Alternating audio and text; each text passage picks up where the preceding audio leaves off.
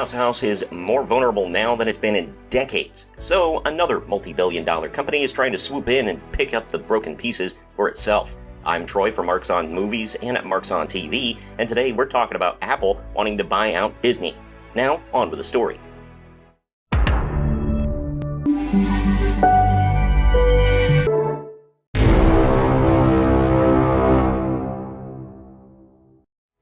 The links to the articles I'm referencing can be found in the video description. Apple is interested in buying Disney, according to insiders, in deals that could be worth $160 billion. Get ready for iMarvel, iStar Wars, and iPixar. Disney CEO Bob Iger is reigniting speculation that he intends to sell the iconic entertainment company to tech giant Apple following last week's earnings call. As Iger told shareholders, the company is debating a variety of strategic options for how to deal with its current ownership of old-school television network ABC and cable networks like FX and National Geographic. Iger went even further on CNBC, suggesting that, in the age of cord-cutting, these legacy TV channels may not be core to Disney. That would leave a streamlined Disney holding just the cherished characters and intellectual property that Apple would want for its platform: Marvel superheroes, Disney princesses, Pixar's creations, and the entire Star Wars galaxy. Disney insiders and veteran Hollywood executives think Iger's statements indicate that he may be streamlining the House of Mouse with plans to make exactly such an offer more palatable to both Apple and federal regulators. As one senior industry hand put it, "I don't think Apple would buy the company as it presently exists, but if you see Bob start to divest things, that feels like he's prepping for a sale." Why would Apple want all the bloat that Disney currently has? Sure, a lot of their properties aren't worthless, at least they weren't when Disney bought them, but Disney has done a great job with driving things into the ground. Not a great plan. A lot of once-hot properties are starting to have diminishing returns, and their prestige needs to be built back up in the eyes of the audience. You know, like Star Wars. Just like when WWE was looking to sell their company, which they eventually did, they made a lot of cost-cutting decisions. They released unneeded and unused talent, they fired a bunch of backstage personnel, and they ran more surefire money-making shows. I won't take it seriously that Disney is really looking to sell for sure until they start cutting out the unnecessary TV networks that make next to no money for them. They stop dropping 20 movies per year, only one or two of which actually are worth a damn, and they look like they're going more lean and mean. I'll give my thoughts on the buyouts or mergers when it comes to legal stuff near the end of this video, though. Moving on now to an article from one of my favorite Disney news sites, Inside the Magic. Disney Plus canceled amid speculations of Apple purchase. Backlash for the controversial streaming platform Disney Plus has been at an all-time high. Skipping down the article a bit, the streaming platform hasn't been without controversy and backlash, especially over the last few months. Disney acts more than 50 titles, and there continues to be speculation that more content could be removed in the future, and this has led many to wonder what the future might hold for the streaming platform. If content removal wasn't bad enough, Disney announced that it would be making changes to restrict password sharing, and it has already begun the process of moving to ad-supported content, essentially ending the streaming platform that we all knew to begin with. It's a bold strategy, Cotton. Let's see if it pays off for them. CNN commented on the demise of the streaming platform, saying, "The more than 20% hike in prices means Disney Plus will now cost twice the original price when the service debuted 4 years ago, and Hulu's ad-free tier is now more expensive than the most popular Netflix plan." With all of this going on, Cancel Disney Plus has begun trending on social media. Thousands of subscribers have left the streaming platform behind for the time being, sharing that they have canceled their subscriptions and are looking at other options. While subscribers were up slightly in the US and territories outside of Hotstar for the past quarter, the mass exodus taking place in response to those password crackdowns and ads could make next quarter look bad for the company. This, of course, is all happening at the same time that numerous reports have come forward about Apple Inc. becoming a strategic partner with potentially purchasing a portion of the Walt Disney Company. This hypothetical scenario envisions two iconic giants of their respective industries joining forces to create a powerhouse conglomerate that could redefine how we consume content and experience media. Though Disney CEO Bob Iger refused to give any evidence one way or another, multiple reports have shown that he has put up portions of the company for sale. Quote, "I just am not going to speculate about the potential for Disney to be acquired by any company, whether they're a technology company or not," he recently said. Quote, "Obviously, anyone who'd want to speculate such things would have to immediately consider the global regulatory environment," end quote.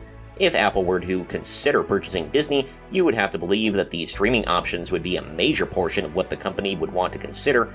While Apple is likely not interested in Disney parks and resorts, it is trying to get Apple TV off the ground, and having access to content that is currently on Disney Plus could be a major coup for them moving forward. Companies got way too big for their britches at the beginning of the streaming wars, signed everything up to exclusive deals, and bought more companies to take control of their libraries. But a company can only grow so much and have so much good stuff to offer. They also keep pumping out other content that only some people care about.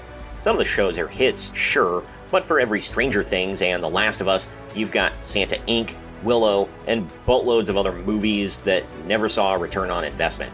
Hell, even once massively popular shows like The Witcher and The Mandalorian have seen declining ratings because you just can't keep it up. I feel like this is just a vicious cycle.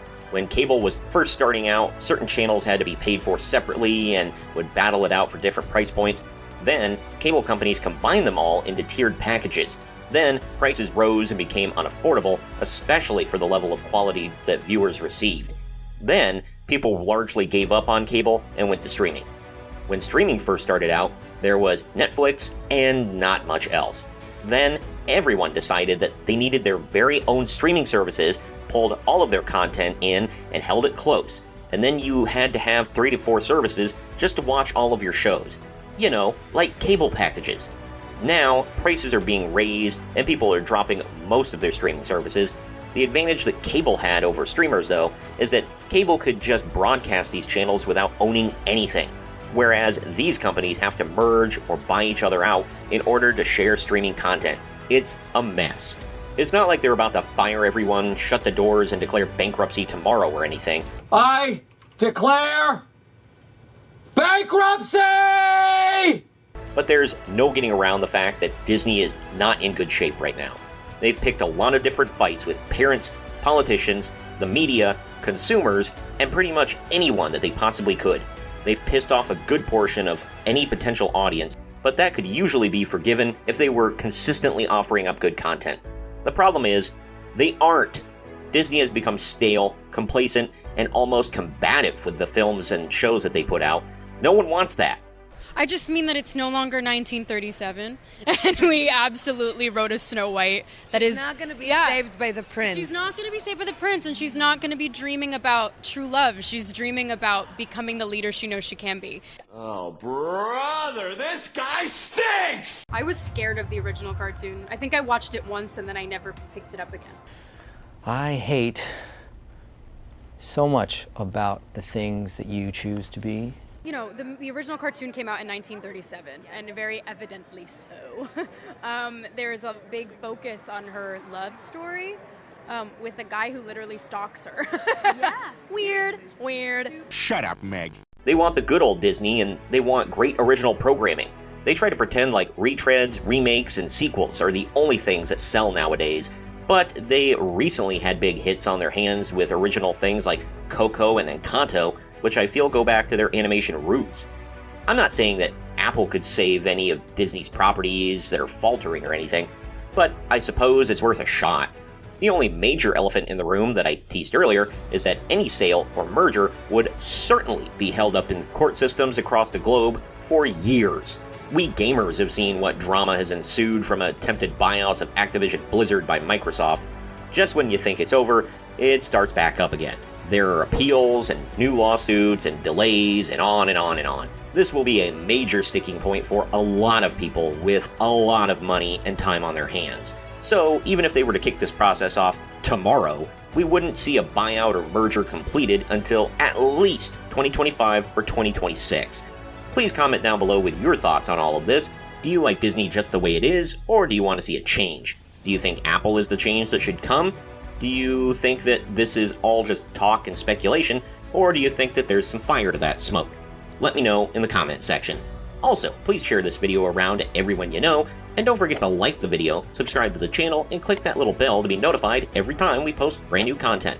I've been Troy from Marks on Movies and Marks on TV, and we'll see you next time.